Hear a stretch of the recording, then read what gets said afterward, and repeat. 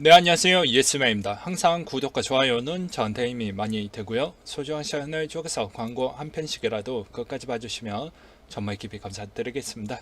그리고 제 영상의 속도가 마음에 들지 않으신 분들은 영상 하단에 속도 조정기가 있으니 잘 참고하셨으면 좋겠습니다.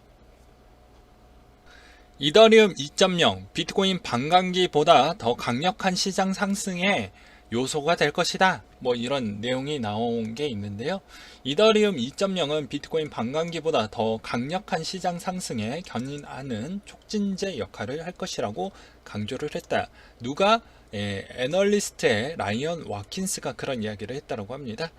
크립토 센트릭의 벤처 투자자 아담 코크라는 본인의 트위터를 통해 이더리움 2.0 업그레이드는 이더의 공급 제한을 해서 수요를 늘려 가격 상승에 견인을 할 것이라고 설명을 했으며, 그는 첫째로 비탈릭의 언급과 같이 이더리움 2.0 도입은 기존 POW에서 POS로 넘어가는 부분이다 보니까 상당히 여러 가지의 장점도 있고 희소성도 어느 정도 갖출 것으로 보여지다 보니까 기대가 꽤 많이 된다. 뭐 이런 이야기를 하기도 했습니다. 네, 저의 개인적인 생각은 이더리움 2.0에 대한 시세적 가치에 대한 영향성은 충분히 있을 것으로 보여집니다. 그게 진짜 어닝을 줄지 아니면 그냥 정상적인 상승에 대한 퍼센티지만큼만 줄지는 모르겠지만 아마 영향을 주긴 할 것 같아요. 왜 그러냐면 비트코인은 단계별로 반감기를 진행을 하는 형태인데, 이더리움은 이번에 POW에서 S로 넘어가는 형태이지만 거기서 약간 바로 또 스위칭 되는 건 아니에요. 약간 좀 여러 가지 문제점으로 인해서 그거를 상당히 극복하고자 해서 비콘 체인, 샤딩 여러 가지에 있는 기술을 접목을 시켜서 그걸 좀 단계별로 진행을 시키려고 하다 보니까 약간의 바로 넘어간다라고 보기에는 좀 어려울 것 같은데, 일단 스위칭에 대한 심리적 요건이 상당히 많이 작용이 될 것으로 보여집니다.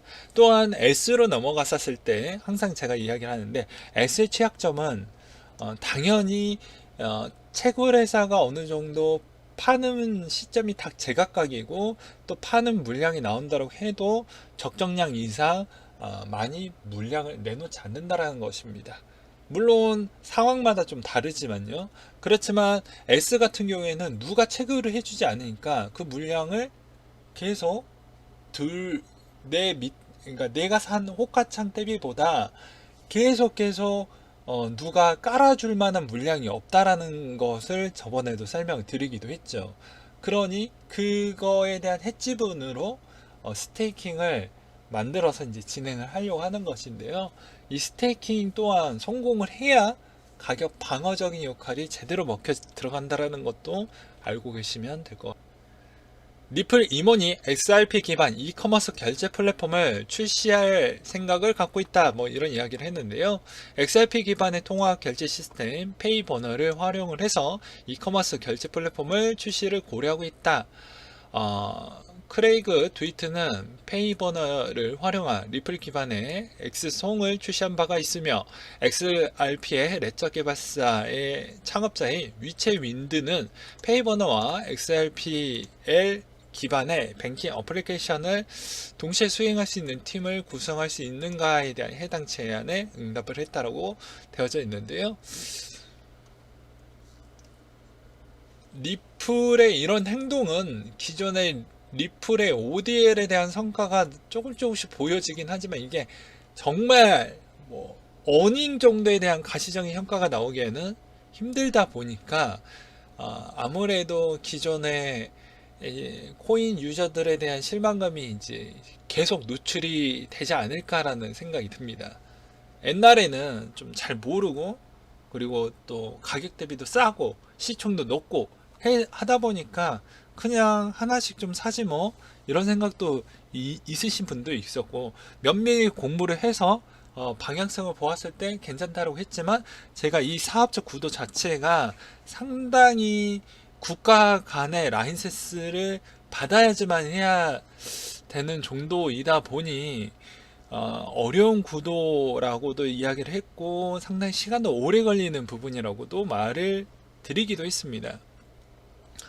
그렇기 때문에 이커머스에 대한 언급이 나왔다는 것은 그것을 어느 정도 상충 또는 보충해주는 역할로 볼 수가 있게 되겠는데요. 지금의 이게 어느 쪽에서 할지는 모르겠지만 만약 신흥국 위주로 마켓을 준비를 해서 한다 라고 하면 조금은 가능성이 있겠죠. 그렇지만 만약에 미국에서 하겠다 그러면 이미 점유율 단계가 완성이 되어져 있는 쪽에서 한다라는 것은 미친 짓이라고 저는 보여집니다. 네. 비트코인 ATM기 사용량이 2월 이후 40%나 증가를 했다고 되어져 있는데요. 비트코인에 대한 수요는 세계적으로 증가하고 있는 것으로 나타나져 있으며 비트코인 ATM기 수는 8,000대로 2019년도 이후 90% 이상 증가했으며 비트코인 ATM기 사업자 코인스타는 올해 2월 이후 ATM기 사용량이 40%나 증가했다고 전했다. 아케인 리서치는 P2P 대출 시장 성장과 여성의 투자 비율 증가는 비트코인 네트워크와 생태계에 계속해서 긍정적인 발전을 하고 있음을 설명을 하고 있다 라고 되어져 있습니다. 요새 TRC20 쪽에서 테더가 상당히 많이 찍어내고 있는 실정입니다. 지난주 이후 45%나 증가를 하고 있다고 되어져 있는데요. 어떤 구독자분이 트론에 대한 이야기를 좀 준비를 해줬으면 좋겠다라고 해서 또 한번 저스틴 선의 트위터를 한번 놀러 가볼 예정입니다. 네, 같이 한번 보도록 할까요? 현재 유통량이 21억 개 수준이라고 되어져 있는데 안 봐도 저스틴 선에 대한 그런 내용을 또 보게 되면 항상 이분은 들어갈 때마다 떡밥을 많이 주는 것 같습니다. 트위터에서도 그 다음은 뭐가 될까, 향후 계획을 어떻게 좀 가져갈까 이렇게 또 자세를 또 잡고 또 그 다음 프로젝트를 또는 아니면 그 다음 마케팅 계획을 좀 가져가려고 하는 것 같아요.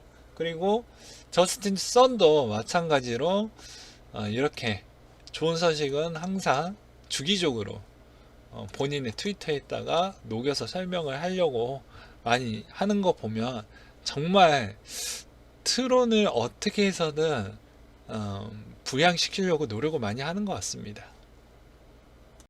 또한 해당 코인 회사 또는 해당 그 코인 회사 대표의 트위터를 보실 때도 이런 것도 좀 잘 보셨으면 좋겠습니다. 해당 대표가 언제쯤 업로드를 하는 시점이 몇 시 정도에 하는지를 꼭 보셨으면 좋겠어요. 그것도 기억을 해두시면 진짜 도움이 많이 됩니다. 네, 정말로 도움이 많이 되고요. 그리고 두 번째로는 이 코인 회사 대표가 상당히 게으른지 정말 열심히 일을 하고 있는지도 트위터 업로드에 대한 게시물 개수나 또는 업로드 시점이 매일 올리냐, 매주마다 올리냐, 매달마다 올리냐 이거에 대한 각 대표마다 차이점이 좀 있거든요. 보면 저스틴 씨는 거의 해당의 소식이 나오면 꾸준히 올리는 스타일입니다. 그러니까 정말로 제일 빨리 받을 수 있는 소식은 트론 재단에 대한 트위터도 있지만 저스틴 선에 대한 트위터를 직접 챙겨서 보시면 정말 트론을 들고 계신 분들한테는 매우 빠른 소식 중에 하나라고 볼 수가 있어요. 이건 뭐 다 알고 있는 소식 아니냐라고 하지만 기본이 탄탄해야 내 코인을 지킬 수가 있는 겁니다. 뭐 이것보다 더 빠르게 알 수 있는 부분은 거의 없다라고 볼 수가 있어요. 트론에 관련되어 있는 소식은요. 물론 저스틴 선과 저도 친분이 좀 꽤 많이 두터웠으면 좋겠지만 저에 대한 인맥은 항상 국내 그리고 미국 쪽, 중국은 진짜 극소수 좀 있다 보니까 그거는 저도 그쪽에 있는 인프라를 좀 많이 만들어야 되는데 좀 아쉽습니다. 저도 아무튼 그러하다라는 점을 좀 알고 계셨으면 좋겠고요. 드디어 우려되는 내용이 나와 버렸는데요. 테더가 최근에 많이 찍어내기도 했지만 그 찍어내는 양으로 시총을 이렇게까지 올려낼 줄은 꿈에도 몰랐습니다. XRP를 또 제껴버리고 시가총이 3위까지 올라와 버렸는데요. 이게 결코 좋은 형태는 아니에요. 왜 그러냐면 일단 테더를 그냥 테더 자체를 좋아하시는 분들도 분명히 있을 것이고요. 그리고 두 번째로는 이 테더의 물량이 꼭 들어왔다고 해서 비트코인으로 바로 스위칭이 될지도 아직은 파악하기 어렵습니다. 그게 파악이 되려고 하면 현 시간부로 못해도 2달 정도는 지나봐야지 알 것 같거든요. 네. 그렇기 때문에 현 상태에서 이 테더의 물량이 들어왔기 때문에 꼭 비트코인 쪽으로 스위칭이 된다 라고 보기도 이제 애매해지는 형태라고 볼 수가 있습니다. 왜냐하면 못해도 일시적으로 XRP를 잠시 제끼고 내려오면 상관이 없지만 만약에 한두 달까지도 지속적으로 상위권에 유지를 하다가 계속 찍어내는 물량이 높아지고, 만약에 그럴 일은 없겠지만 이더리움까지 제끼게 되면 이거는 다른 관점으로 좀 봐야 된다라고 저는 생각이 듭니다. 네. 비탈릭 씨가 이오스에 대한 칭찬을 좀 했다라고 되어져 있습니다. 본인의 트위터를 통해 가지고 알 수가 있게 되겠고요. 그 이유는 이오스의 특성의 온체인 거버넌스를 좀 보고 그렇게 이야기를 했다라고 되어져 있습니다. 물론 이 비탈릭 씨는 뭐 마케팅에 뭐 상당히 잘하는 그런 형태도 아니죠. 그냥 기술적 기반 요소로만 해석을 했기 때문에 뭐 그렇게 크게 뭐 영혼을 뭐 깃들여서 뭐 칭찬을 했다 이렇게 보기에는 좀 어려울 것 같습니다. 그냥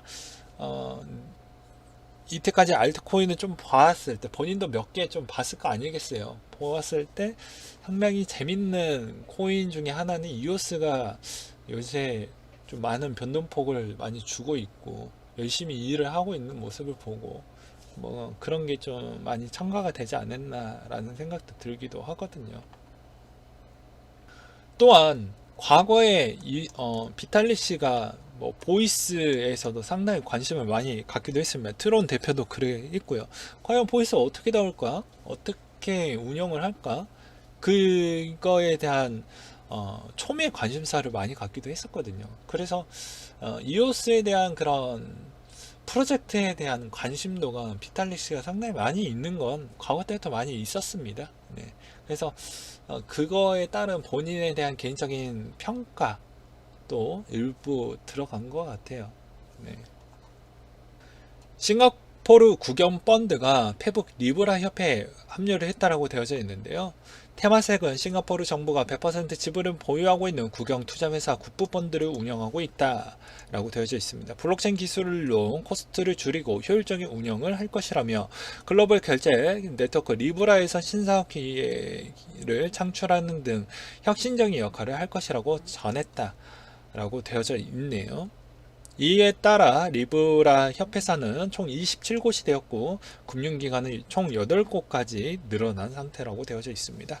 이번에 이더리움 2.0이 지난날 16일 기준에 공개가 되면서 온갖 규제에 대해서 이길 수가 없다 보니까 약간 프로젝트를 좀 손을 많이 댔죠. 네, 근데 그게 꼭 성공이 될지 안 될지는 모르겠습니다. 블로건이 이오스 BP 투표 기준을 공개를 했다고 되어져 있는데요. 같이 한번 내용을 보도록 하겠습니다. 블로건 공식 홈페이지를 통해 BP 투표 기준 3가지를 공개를 했다고 되어져 있습니다. 다음과 같은데요. 노드 서버 위치가 공개가 돼야 되며 쿼리 가능한 API나 P2P 노드를 독립적으로 운영을 해야 되며 이오스 IO의 2.0 버전 이상을 실행을 해야 된다라고 되어져 있습니다. 블로건 대표는 트위터를 통해 이오스 재단을 강력하게 만드는 것은 이오스의 거버넌스 기본 설계 방식이라며 토큰의 보유자가 권한 진부를 선출할 수 있어야 한다라고 말을 했으며 블로건 커뮤니티 리더가 되고 싶어 한다라는 지적에 대해서는 블로건 리더가 되고 싶은 것은 아니며 어떠한 탈중앙화 네트워크에서도 리더가 되고 싶지 않는다라고 강조를 하기도 했습니다. 유네스코가 한국의 스타트업 트러스트버스와 블록체인 플랫폼을 개발하고 있다고 되어져 있는데요. 이번 파트너십을 통해서 트러스트버스가 유네스코가 교육, 과학, 문화 영역에서 디지털 전략을 세우는데 필요한 컨설팅과 블록체인 AI 기술을 지원하기로 했다고 되어져 있습니다. 트러스트버스는 블록체인 및 AI 기반 금융 플랫폼 서비스 업체로 2018년도 설립 후 프라이빗 키 복구 및 복원, 디지털 자산 부서 블록체인 기반 미술 및 컬렉션 경매, 디지털 음원 저작권 자산화 등 다양한 블록체인 AI 기반의 서비스를 제공해 오고 있다고 되어져 있습니다. 중국의 블록체인 일자리 정식 직종으로 인정을 받았다라고 되어져 있는데요. 정말 우리한테 매우 듣고 싶은 소식이 나온 것이죠. 네. 11일 기준으로 공식 인정한 10개 직업 중에는 개발자, 엔지니어, 애널리스트, 블록체인 초점을 맡은 직업이 포함이 되어져 있다. 블록체인 관련 직업 범위에는 활동 분야의 블록체인 구조 설계 기술, 어플리케이션 테스트 등이 있다고 되어져 있고요. 중국 정부는 해당 질병으로 인해서 경기 침체로 대규모 일자리 감소한 부분으로 인해서 고용 촉진의 일환으로 새 직종을 공식화한다라고 이야기를 하기도 했습니다. 또한 최근에 디지털 위안화 중국 4개의 도시 시범 운영을 하기도 하고 있죠. 네. 네, 그리고 제가 지속해서 말씀을 드리는 메시지가 하나가 있었죠. 그림 19번을 보시게 되면 미국과 중국 간의 역할 변화가 확실히 다르다. 서로 간의 시너지가 있는 정치적인 이해관계도 때문에 그러하다라고 또 설명을 드리기도 했습니다. 중국은 완벽한 사회주의 체제이다 보니까 완전 고용 유지를 시켜줘야 된다라는 가장 큰 과제가 있습니다. 근데 지금 실업률이 안 좋고 경제 성장률도 별로 좋지 않죠. 그리고 아직까지는 내수 소비 부분이 높지 못한 실정이다 보니까 수출 규모 대비가 높다 보니까 대외에 대한 불확실성이 상당히 많이 노출이 되어져 있습니다. 그래서 나중에 큰 로드맵은 미국처럼 내수 소비 위주로 가서 대외에 대한 불확실성에 영향을 최대한 줄여보고자 하는 그런 걸 좀 가져보려고 하는 것인데요. 그게 쉽게 될지는 모르겠습니다. 일단은요.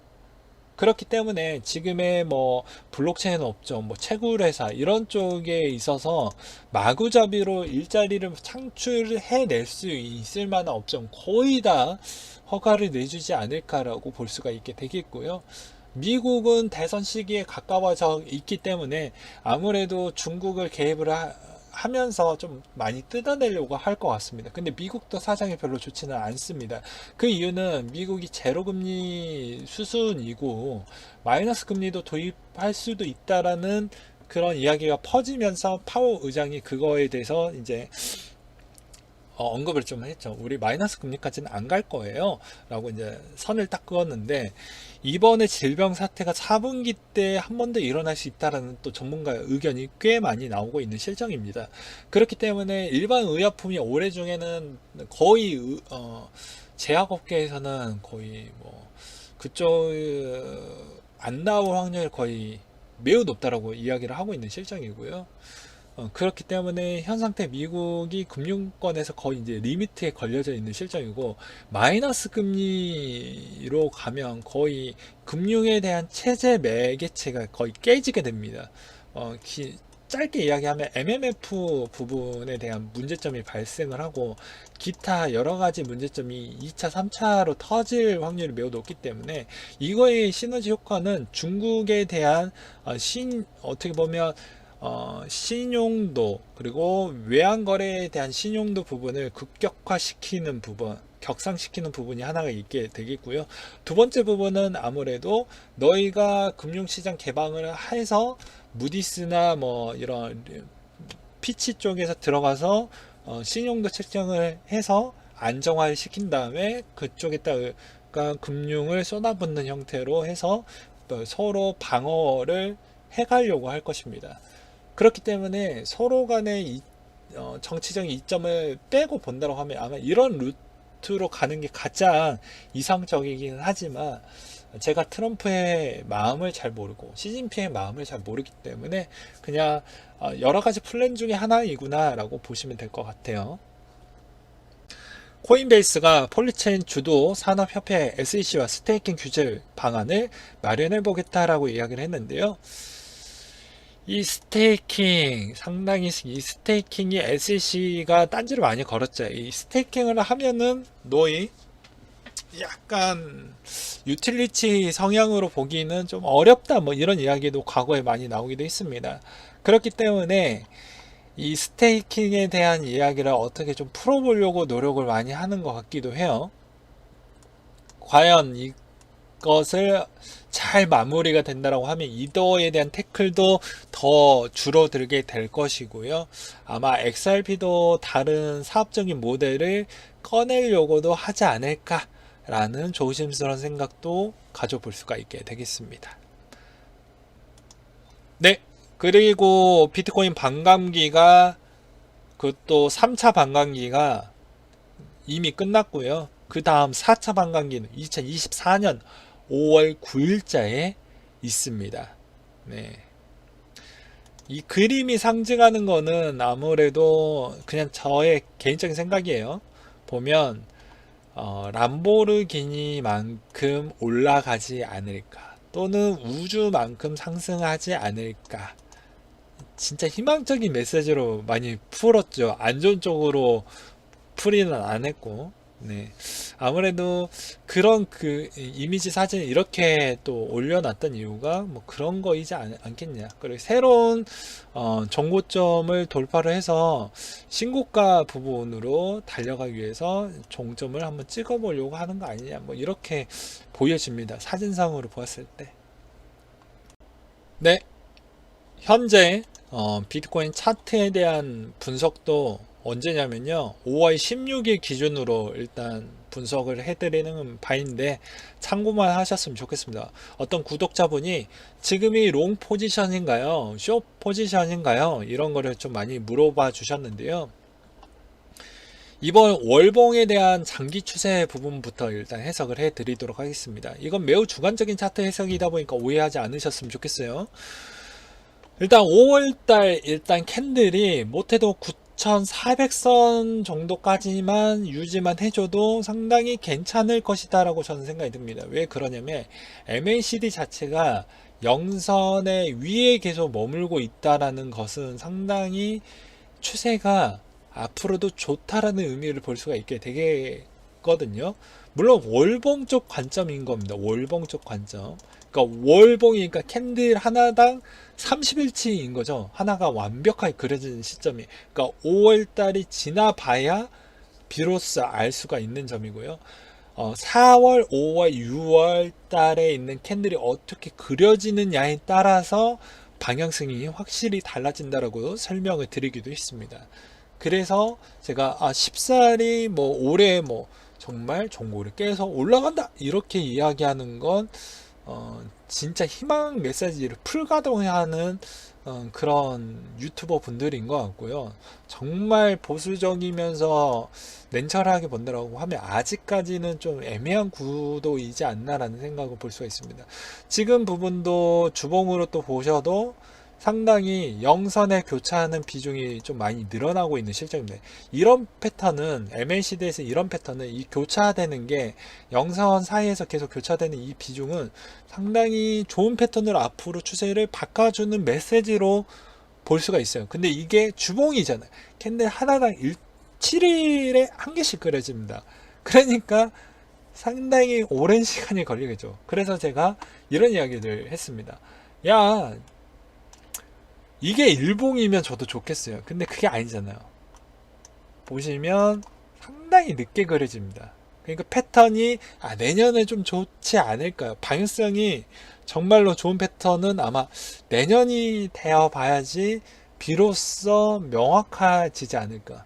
여기에서 만약에 패턴의 강세가 일시적으로 빠르게 나온다고 하면 또 빨리 식을 겁니다. 이렇게 이상적인 패턴이 안 나오게 되면 좀 빨리 식어버리는 부분이 있으니, 여러분들이 물론 한국인이다 보니까 뭐 되게 빠른 성과 그리고 빨리빨리 하는 그런 문화 때문에 투자도 빨리빨리 성과를 내야 된다라는 것은 좀 투자 스타일이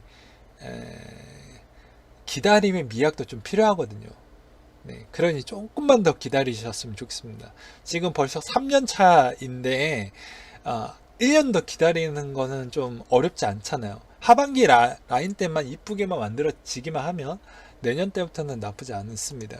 그건 이유는 월봉에 대한 추세의 부분도 올해만 지나게 되면 패턴이 이게 이 라인을 견뎌내서 올라가는 패턴이 나오는지에 대한 명확성이 나와버리기 때문에 올해는 좀 관망을 좀 해볼 필요성이 있어요.